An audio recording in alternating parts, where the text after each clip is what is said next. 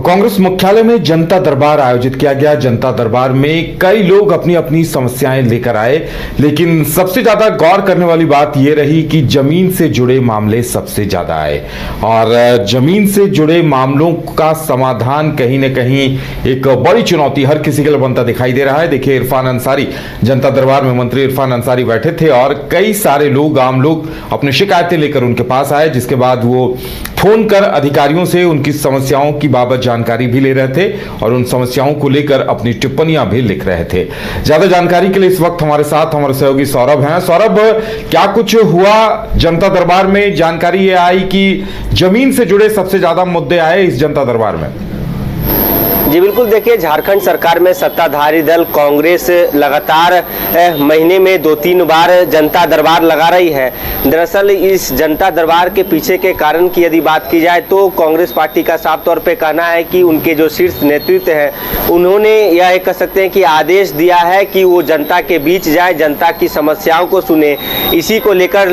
जनता दरबार लगाए जा रहे हैं। इसी क्रम में आज कांग्रेस भवन में जनता दरबार लगाया गया और सूबे के स्वास्थ्य मंत्री इरफान अंसारी जनता दरबार में लोगों की समस्याओं से अवगत हुए। इस दौरान जब फरियादियों ने उन्हें अपनी अपनी कह सकते हैं कि शिकायत बताई, अपनी अपनी मांगों से उन्हें अवगत करवाया, तो कई दफा इरफान अंसारी ने जो कह सकते हैं कि जिन विभाग का जो मामला लोग लेके वहां पहुंच रहे थे, चाहे आप स्वास्थ्य विभाग की बात कर ले या तो फिर शिक्षा विभाग की बात कर ले या तो फिर अलग अलग मामलों की शिकायत को लेकर जब लोग पहुंचे तो उन्होंने संबंधित मामलों के जो अधिकारी हैं, जो विभाग में अधिकारी हैं, उनसे उन्होंने फोन पर डायरेक्टली बात की है और लोगों को आश्वासन दिया है कि उनका जो शिकायत है, उनकी जो फरियाद है वो पूरी तरीके से सुनी जाएगी और उनका काम अब नहीं रुकेगा। आपको बता दें कि जिस प्रकार से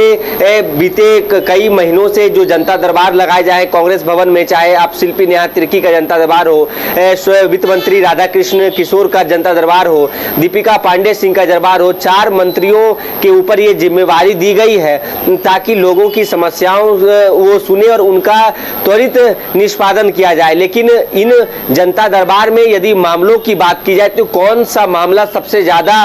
शिकायत लेके लोग पहुंच रहे हैं, तो वो है जमीन से संबंधित मामलों को लेकर फरियादी पहुंच रहे हैं। खासकर यदि राजधानी रांची की बात करें तो रांची से कह सकते हैं कि सैकड़ों लोग जब जनता दरबार लगता है तो एक आस लेके पहुंचते हैं और जमीन की कागजों के साथ पहुंचते हैं और उनका आरोप रहता है कि जो भू माफिया हैं उनकी जमीन को हड़प रहे हैं, जबरन उनका जमीन लूटा जा रहा है, जबरन उनके जमीन पर कंस्ट्रक्शन का काम किया जा रहा है और वो जो बेचारे जो रैयत है वो बेबस है। विभाग में अधिकारी उनकी नहीं सुन रहे हैं और उनकी जो कह सकते हैं कि पुरखों की जमीन है वो हड़पी जा रही है। इसके साथ ही अंचल कार्यालय की भी कई शिकायत लेके लोग पहुंचे आज और उन्होंने कहा है चाहे आप म्यूटेशन का काम हो या तो फिर जो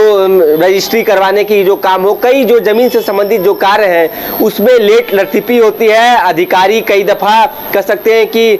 मोटी रकम मांगते हैं कि कार्य के लिए। इन सब मामलों को लेकर लोगों ने आज इरफान अंसारी से शिकायत की और इस दौरान इरफान अंसारी ने कई दफा हमने भी देखा कि वो संबंधित मामलों के जो अधिकारी हैं या तो फिर अंचल में बैठे जो सीओ हैं उन्होंने उस दौरान ही फोन लगाया, बाकायदा स्पीकर पर उन्होंने बात की कि आखिर जो लोग हैं, जो गरीब कह सकते हैं कि पिछड़े गरीब वर्ग के जो लोग हैं, उनको इस प्रकार से कैसे कह सकते हैं उनके जमीन को हड़पने की कोशिश की जा रही है। तो खासकर जमीन से संबंधित ज्यादा मामले आ रहे हैं। जब हमने उनसे सवाल किया कि आखिर जमीन को लेकर खासकर राजधानी रांची की बात करें तो इस प्रकार से जो बातें सामने आ रही है इसको लेकर सरकार क्या करने जा रही है, तो उन्होंने कहा है कि जरूर इस विषय में एक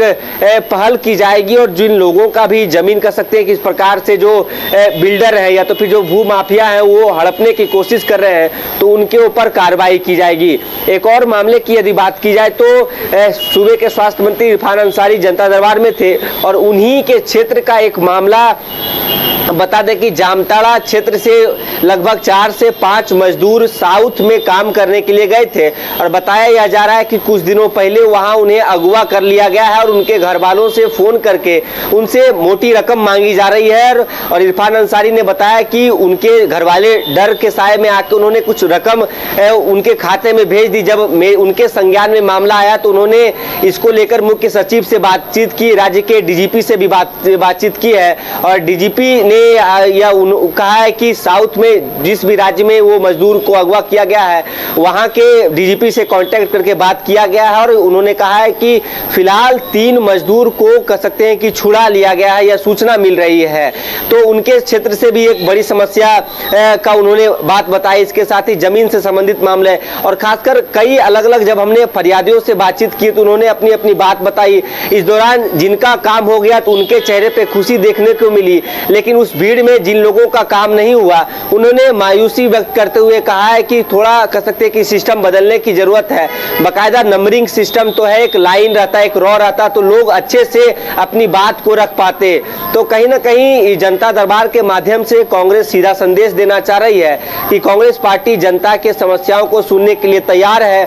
और यह सरकार जनता की जो कह सकते हैं कि वो कार्य करने के लिए तत्पर है। और इसी का कह सकते हैं कि नज़ारा हमें बीते महीने 2 महीने में देखने को मिलता है कि कांग्रेस भवन में जब मंत्रियों के द्वारा जनता दरबार लगाया जा रहा है। जी हाँ बिल्कुल सौरभ, देखिए एक बेहतर पहल कांग्रेस की तरफ से की गई है और बहुत लोग उम्मीद में आए भी। तो क्या अगला जनता दरबार कब लगेगा? और देखिए सत्ताधारी दल में जेएमएम भी शामिल है, बल्कि मुख्य सत्ताधारी दल जेएमएम है, तो क्या जेएमएम की तरफ से भी ऐसी कोई योजना है क्या?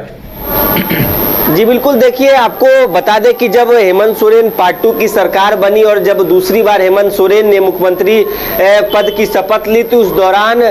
जब मुख्यमंत्री हेमंत सोरेन यहाँ पहुँचे थे जब पार्टी कार्यालय, कई प्रकार के आदेश दिए गए थे और आपको याद होगा उसी दौरान बताया गया था कि सभी मंत्रियों को यह आदेश दिए गए हैं कि वो सप्ताह में 1 दिन जेएमएम कार्यालय पहुँचे और जनता दरबार लगाएं। लेकिन इस प्रकार की कह सकते हैं कि फिलहाल उस दौरान से अभी तक तो जेएमएम कार्यालय में नहीं देखने को मिला है। तो कह सकते हैं कि जब मुख्य सत्ताधारी दल जेएमएम है राज्य में तो जेएमएम को खास तौर पर समस्याओं से अवगत होना चाहिए ताकि लोगों का और भी जो समस्याएं हैं वो कांग्रेस जेएमएम मिल के लोगों की समस्याओं का निराकरण कर सके, ताकि राज्य की जो कह सकते हैं कि अलग अलग मामलों का शिकायत लेके जनता पहुंच रहे हैं उनके मामलों का निवारण हो सके। जी चलिए सौरभ, हमारे साथ जुड़ने के लिए और तमाम जानकारी देने के लिए बहुत बहुत धन्यवाद। तो कांग्रेस ने एक बेहतर पहल शुरू की है, बताया जा रहा है कि अब लगातार इस तरह से जनता दरबार का आयोजन होगा। कांग्रेस के मंत्री बारी बारी से बैठेंगे और आम लोगों की शिकायतों समस्याओं को सुनेंगे।